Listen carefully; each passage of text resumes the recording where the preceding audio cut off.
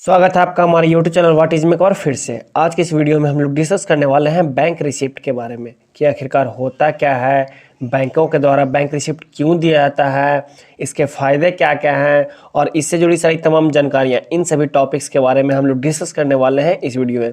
तो बने रहिए हमारे साथ। और अभी तक आपने चैनल सब्सक्राइब नहीं किया तो सब्सक्राइब करके बेल बटन जरूर प्रेस कर ले, ताकि इसी प्रकार की सारी इंपॉर्टेंट वीडियो की नोटिफिकेशन आपको मिलते रहे on time.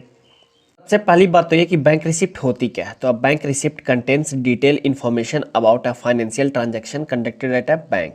The transaction receipts generally includes the amount of transaction, the date it in occurred, and the employee number of employee who conducted the transactions. यानी जिसे कि आप सरल भाषा में समझाए तो बैंकों के द्वारा किए गए किसी भी प्रकार के ट्रांजैक्शन का जो रिसिप्ट होता है वो बैंक रिसिप्ट कहलाता है। आमतौर पे बैंक रिसिप्ट में कितना ट्रांजैक्शन हुआ, मतलब कितने पैसों का लेन देन हुआ है, किस तारीख को हुआ है, किस एम्प्लॉय ने किया है, ये सब मौजूद होता है। अब जिसे एग्जांपल के माध्यम से समझाए तो जब भी आप कभी अपने बैंक अकाउंट में पैसे डालने जाते होंगे तो बैंक आपको एक रिसिप्ट देती होगी कि इतने पैसे आपने इस तारीख को जमा किए हैं।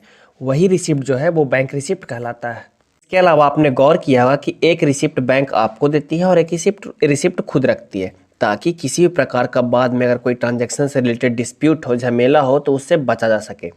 अगर कोई कस्टमर का पैसा जो हो वो दूसरे अकाउंट में भी चला जाता होता है, सपोज डेट कि बैंक के द्वारा क्या हुआ कि मैंने अपने अकाउंट में पैसा डालने के लिए बैंक को दिया और बैंकों के द्वारा गलती से किसी दूसरे के अकाउंट में चला गया, तो अगर आपके पास वो रिसिप्ट रहेगा तो बैंक आपको आपका करेक्शन करके आपके अकाउंट में फिर से पैसा डाल देगी।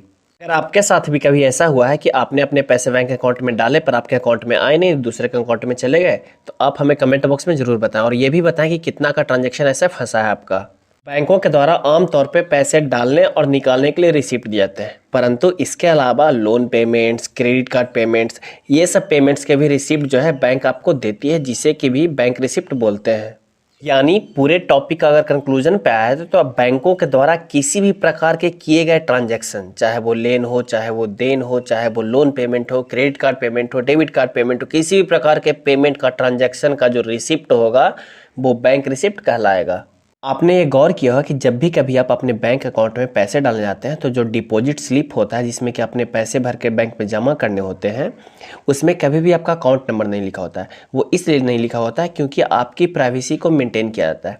क्यों? क्योंकि ऐसा ज़रूरी नहीं है कि आपके अकाउंट में आप ही के द्वारा पैसा डाला जाता है। होता क्या है कि हमने कभी अपने भतीजे को, कभी बेटे को, कभी किसी को पैसे डालने के लिए अकाउंट में दे दिया जाता है। तो आपकी प्राइवेसी को मेंटेन करने के लिए आपके बैंक रिसिप्ट पे कभी भी आपका अकाउंट नंबर नहीं दिया जाता है।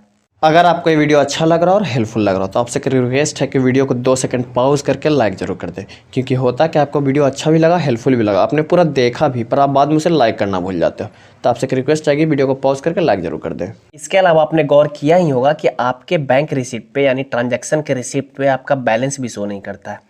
वो इसलिए नहीं शो करता है ताकि आपके अकाउंट का प्राइवेसी मेंटेन किया जा सके, क्योंकि जैसा कि मैंने अभी पहले ही आपको बताया, ये ज़रूरी नहीं है कि आपके अकाउंट में कोई आप ही जो है बैलेंस डाल रहे हैं, यानी पैसा का डिपॉजिट कर रहे हैं, कोई दूसरा व्यक्ति भी डिपॉजिट कर सकता है। इस कारण से आपके प्राइवेसी को मेंटेन करने के लिए बैंक जो है आपके बैंक रिसिप्ट पे, डिपॉजिट के या विड्रॉवल के रिसिप्ट पे कभी भी आपका बैलेंस शो नहीं करती है। अगर परंपरागत देखा जाए तो बैंक रिसिप्ट जो है हमेशा पेपर से मिलते रहा है। अभी भी बहुत ही ज़्यादा मात्रा में पेपर का यूज होता है बैंक रिसिप्ट के लिए, परंतु अब जैसे जैसे इंडिया डिजिटल होते जा रहा है, जो बैंक रिसिप्ट का प्रोसेस जो है वो सारा ऑनलाइन हो गया है। अब आपको बैंक रिसिप्ट, आपके लेन देन का ट्रांजैक्शन का जो रिसिप्ट होगा यानी बैंक रिसिप्ट होगा, वो आपको मेल के थ्रू आपके ईमेल आईडी पे पहुंच जाता है। अब इससे फ़ायदा क्या होता है कि बैंकों को कागज़ का जो प्रिंटिंग का जो कॉस्ट होता है वो बचता है, पेपर का कॉस्ट बचता है, और हमें भी बहुत ही ज़्यादा सुविधा होती है, ताकि मेंटेन नहीं करना पड़ता। होता क्या था कि पहले हम लोग को बैंक रिसिप्ट रखना पड़ता था कि इतना ट्रांजैक्शन इस तारीख को हुआ, इतना ट्रांजैक्शन इस तारीख को। अब क्या है कि मेल खोलिए, चेक कर लिए, सारा काम ऑन वन टैप। अगर आपको ये वीडियो अच्छा लगा और हेल्पफुल लगा तो वीडियो को जाने से पहले लाइक जरूर कर दें, और हो सके तो दोस्तों के साथ शेयर जरूर किया करें, क्योंकि आपका हर एक लाइक और हर एक शेयर हमारे लिए बहुत ही ज़्यादा इंपॉर्टेंट है। और अभी तक आपने अगर हमारा चैनल सब्सक्राइब नहीं किया तो हमारे चैनल को सब्सक्राइब करके बेल बटन जरूर प्रेस कर लें, ताकि इसी प्रकार की सारी इंपॉर्टेंट वीडियोज़ की नोटिफिकेशन आपको मिलते रहे ऑन टाइम। धन्यवाद।